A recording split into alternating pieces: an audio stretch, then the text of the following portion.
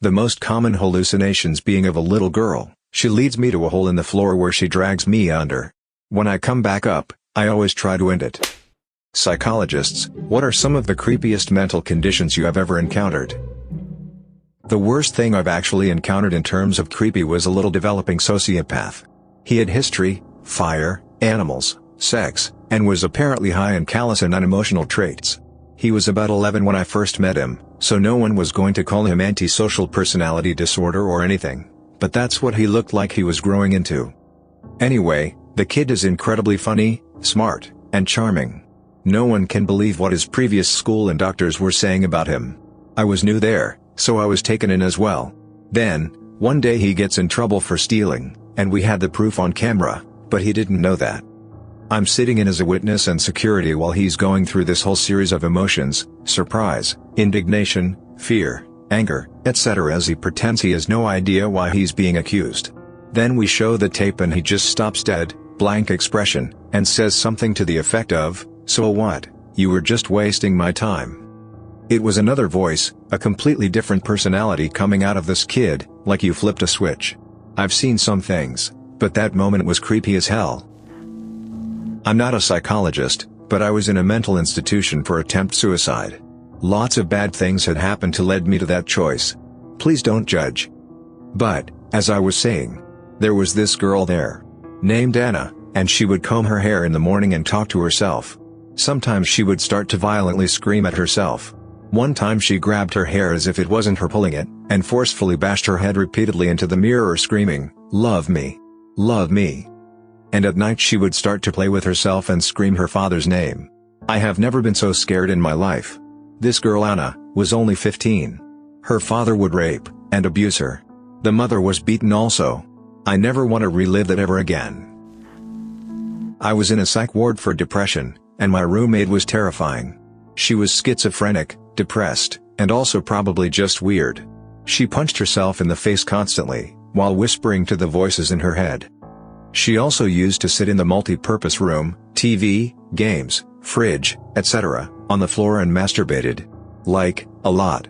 But she never stopped whispering to herself while she did it. I woke up to pee one night, and she was just in her bed, staring blankly at me. She was moved to a long-term facility on my third day there. Not a professional, but a friend of mine is suffering the Capgras delusion. We moved apart several years ago and hadn't been in touch very well. I knew she had gone through some stressful times. I had a couple of phone calls with her where she was worried that her computer had been hacked, but she seemed reasonable. Then one day she called me and told me that her husband had been replaced with an imposter. She wanted me to fly to visit her so I could see him with my own eyes and confirm for her that it wasn't really him. Talking to her is simultaneously fascinating, unnerving, and heartbreaking. The worst part is, while she is clearly not correct in her beliefs, she is quite consistent in them and they are utterly real in her mind. Imagine how terrified you would be all the time if you were certain that the most important person in your life was a stranger, with mysterious nefarious motivations. Imagine going to bed every night next to someone you thought was out to get you. Imagine spending all day desperately trying to find your husband because he must be out there somewhere, right? Nobody's been diagnosed with this in 40-odd years or so, but it's still taught in most undergrad courses because it's a really good example of a culture-specific disorder. It's called Wendigo psychosis, or Wendigo, Weedico, or Winneco, and here's how it goes down. You're a young male in an Algonquin tribe. It's been a long, cold winter, and your whole tribe is starving. You and your hunting partner have been out hunting for moose or deer or even a bear if you have two, but you've totally struck out. You're starving. He's starving. And you've seen the way he's starting to look at you over the fire at night. So you do what you have to do before he does. You kill him and eat him. You know what happens when you eat another man, but you're starving and it's cannibalize or die. So you eat him. And the Wendigo comes and possesses you, because the Wendigo possesses everyone who eats someone else. And now that the Wendigo has possessed you, you're hungrier than you were? Hungrier than you've ever been before. But the only thing you're hungry for is more people. So you back to your tribe and one of two things happen. First, you tell someone, and they attempt to cure you by having you eat melted bear fat until you vomit the heart of ice you now have, because you are a Wendigo demon. 35% of reported cases were cured by this method. Second, you don't tell anyone, got back to your tribe, and attempt to kill and eat a family member. You will eventually be stopped and killed during your murder-cannibalism rampage, and your remaining family members will burn your body and scatter the ashes to prevent the Wendigo from possessing them too, the other 65% of reported cases. Capgras delusion. The Capgras delusion is usually a symptom of paranoid schizophrenia, which seems all kinds of horrifying. Basically, a person with this delusion becomes convinced that a loved one or close friend has been replaced by an identical imposter. They'll acknowledge that the person looks the same, but they are convinced that it is someone else, like a robot, or something other strange. I remember learning about a case where a person ended up killing and cutting open their father's head to prove he was a robot. Paranoid schizophrenia in general seems like it would definitely be the most disturbing disorder to personally experience. Most people take for granted that what they see and experience is real, but imagine not being able to trust anything you experience or think. I am a paranoid schizophrenic. I don't believe there is anything scarier on the planet than an episode. Nothing is more terrifying than being betrayed by your own mind. The things you hear and see. It's awful. I will always remember my first episodes because they are haunting enough to stick with me till this day. I was 12 or 13 years old and I was laying in bed trying to sleep, but I was uncomfortable and couldn't get myself to doze off. As I'm laying there, a shadow moves across my vision. Instinctively I turn to look at it. The dark figure comes closer and sits at the end of my bed. Thankfully at this age I did not see a face. It was a woman entirely in black. She sat and she watched me for the entire night, the entire time whispering to me. "They hate you, no one loves you, kill them, the kitchen, the knives, daddy's gun, end it, you can't run, I will find you." Something tells me I should have screamed for my mother or father. For help, but I couldn't. I believed what it told me. But I did not do what it said. I have triggers now that I've noticed. For me, basements are the root of evil in my head. The most common hallucinations being of a little girl. She leads me to a hole in the floor where she drags me under. When I come back up, I always try to end it. My worst episode occurred when I was in a Walmart. I made a huge scene and I had to be taken away by ambulance. Actually, I had been shopping for something for dinner when all of a sudden everyone I saw around me turned and looked at me. They gathered circling around me. I couldn't break through. They were telling me to kill myself. I remember waking up in a hospital after that. My mother tells me I dropped in the floor and started screaming and clawing at my wrists. A lot of people know about phantom limb syndrome, in which someone continues to feel as if their limb is still there after it has been amputated, often in great pain. Another interesting one that not many people know about and is almost kind of an opposite is body integrity identity disorder, which is when a person has extremely strong feelings that one or more of their limbs does not belong to them, despite being functional, and often they really want to amputate. From their descriptions, it seems that it is actually very psychologically painful, sometimes to the point that they will self-amputate because no doctor is willing to amputate a healthy limb. Reactive attachment disorder. I worked at a group home for kids with this disorder and it was creepy before I fully understood it. Children who have suffered severe abuse and neglect early in life often have their ability to form healthy attachments to caregivers, or anyone, destroyed. Some of them would cling to me, call me mommy, and beg to come home with me 30 seconds after I met them. Others would refuse to talk to anyone, hurt themselves, and others set fires and act out any chance they could. Sometimes they would improve enough to be sent to foster homes only to have their behavior come back worse once they were placed in an unstructured family setting. Fatal familial insomnia is pretty scary. Suddenly, you just start not being able to fall asleep, and you're gone within 7 to 36 months. You gradually lose the ability, along with a number of other symptoms over time, until it eventually, at the end of the last stage, you'll have not slept in a long time, will have been hallucinating and suffering from dementia, and eventually die. Only 40 families, about 100 people, have the disorder. Also, if you have it, there's a good chance you'll have kids by its onset, making the disorder pass down ever further. Scary stuff. I'm neither a psych major or a psychologist, however I did spend a week in a mental ward. I had depression, I told the cop I wanted to kill myself in a fit of rage, etc. etc. The hospital I was at was divided. One side was Group A, folks who needed treatment but were considered safe. Group B was the folks that had to be watched a lot more closely. About 2 days after I was checked in, another woman had come in too. She was placed in Group A, and was placed as my roommate. At first she seemed nice and normalish, but after a few hours, her stories were getting mixed up.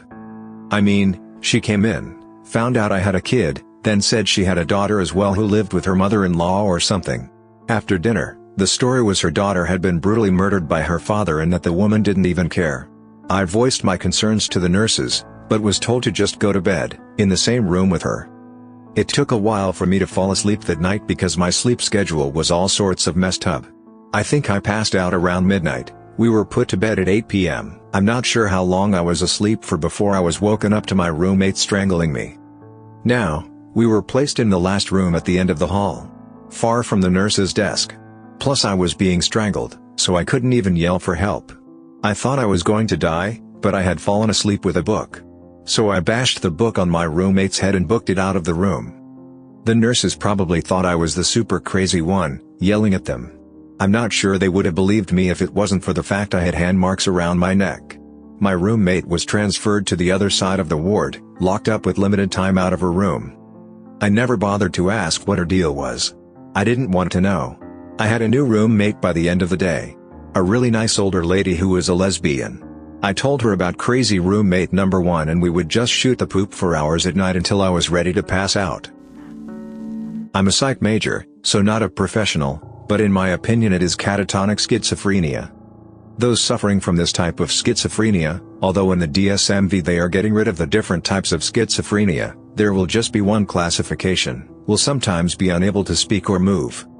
My professor worked in a clinic while in school and told us of one patient who would suddenly lock up into extremely awkward position and not move for extended periods of time. Wife is a psychologist. She says shared delusional disorder. Woman and her mother had paranoid delusions about mom's ex-husband, and were convinced he was stalking them and breaking into their house. The ex had gotten the woman's son, age 6, a modeling contract, and they thought that every picture of a kid in a magazine was him. The images that didn't look like him they claimed were photoshopped. This was so weird and creepy since two people shared the same delusions. Split brain syndrome. Sometimes as a means of treating severe seizures/epilepsy, surgeons will sever the corpus callosum, the connecting tissue between the two lobes of the brain. The good news is that future full-blown seizures are limited to one half of the brain, leaving the patient aware and able to take precautionary measures. The bad news is that, thanks to the lateralization of function, there are essentially two minds in the skull that can each only react to certain forms of stimuli. Patients usually develop workarounds, though.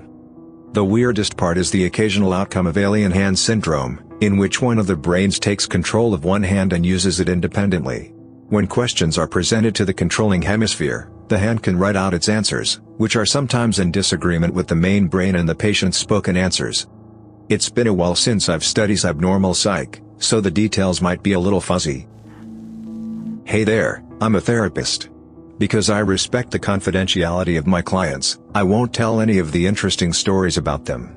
As most people will tell you, psychotic disorders, or symptoms, and personality disorders tend to be the most shocking or unsettling. I've worked with violent sex offenders, including minors, ASPD clients, layman's terms, sociopaths or psychopaths, borderline clients, schizotypal clients, and addicts along with the more run-of-the-mill clients. Personally, I've never been rattled by them, but that's part of why I went into psychology. Instead of being scared by the bizarre, I tend to be made curious. Instead I'll give some general information about some of the more bizarre disorders out there. My favorite bizarre psychological phenomena to bring up in this type of conversation is the culture-bound syndrome of Koro. It occurs in Asian cultures and is typified by an irrational fear of the penis receding into the body, causing harm. It is most common in men, and seems to be associated with feelings of sexual guilt or shame. In extreme cases, people have been known to mutilate their own genitals in attempts to keep them from going up inside their body, like grabbing their penis with the pliers. Another one is brain fag, I know, weird name, which tends to affect primarily high-stress students in African countries. Basically, it's a somatic blindness brought on by reading or studying too much. Pica is a disorder where people have an uncontrollable hunger for unusual items like clay, chalk, hair, paint chips, etc. I've read about extremely bad cases of hair pica where people have to have surgery to remove enormous hairballs from their stomach, as it is not properly digested. Obviously, eating other inorganic things can have serious health repercussions. Glove paralysis is another pretty interesting somatic disorder, in which the person can't feel or move their hands from the wrist down. Because of how your nerves are arranged in your arm/hand, there is no way that it could be caused by actual nerve damage. Basically, There are two separate nerves that feed into the bottom half of your arm, pinky side, as well as your pinky and ring fingers. The other provides neurological impulses to the top, thumb side, and your thumb, index, and middle fingers. There also exist a variety of interesting effects that can result because of damage to various areas of the brain.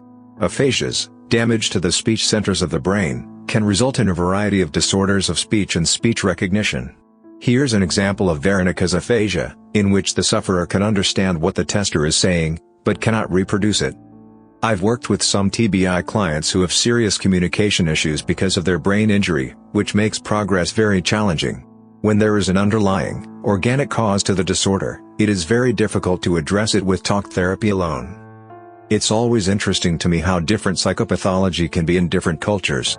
Some disorders with a strong biological component, like schizophrenia, seem to occur across the world at the same rate.